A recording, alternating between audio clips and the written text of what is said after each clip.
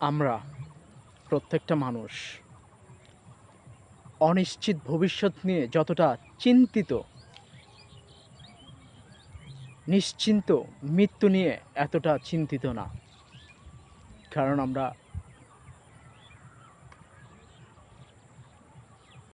প্রাধান্য দেই শুধু দুনিয়া এবং দুনিয়া, যার কারণে হচ্ছে মৃত্যু নিয়ে এতটা ভাবি না, মৃত্যু নিয়ে এতটা ভাবনা আসে না।